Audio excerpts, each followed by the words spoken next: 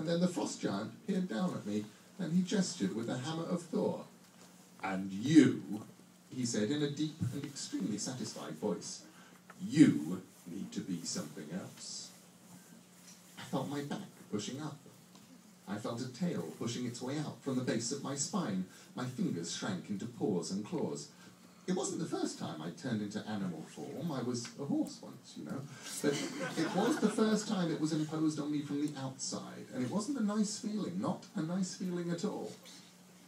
"It was worse for us," said the bear. "One moment you're fast asleep dreaming about thunderstorms, and the next you're being scrunched into a bear. They turned the All-Father into an eagle." The eagle screeched, startling odd. "Rage," it said. The giant laughed at us, waving my hammer round the while, and then he forced Heimdall to summon the Rainbow Bridge and exiled the three of us here to Midgard. There's no more to tell.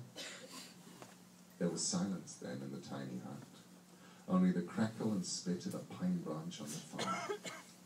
"Well," said Odd, "gods or not, I can't keep feeding you. If this winter keeps going, I don't think I can keep feeding me." "We won't die," said the bear, "because we can't die here. But we'll get hungry, and we'll get more wild, more animal. It's something that happens when you've taken on animal form. Stay in it too long and you become what you pretend to be. When Loki was a horse..." "We don't talk about that," said the fox. "So is that why the winter isn't ending?" said Odd. "The frost giants like the winter. They are the winter," said the bear. "And if spring never comes, if summer doesn't happen, if this winter just goes on forever?" The bear said nothing. The fox swished its tail impatiently. They looked to the eagle. It tilted its head back, and with one fiery yellow eye it stared at Odd.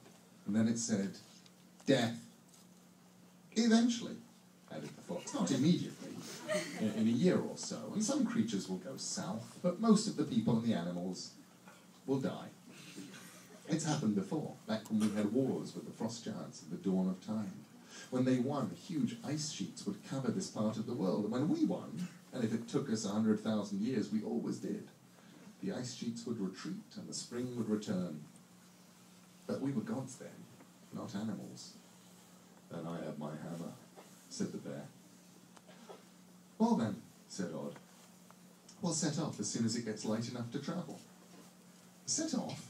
said the fox. "But where?" "Asgard, of course," said Odd, and he smiled his infuriating smile. Then he went back to his little bed, and he went back to sleep.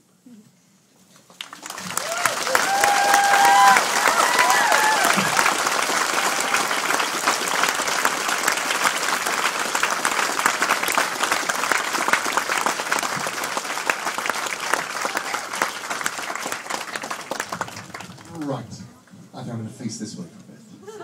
Hi. Sorry. Okay, so I was handed some questions. How were these gathered? What was the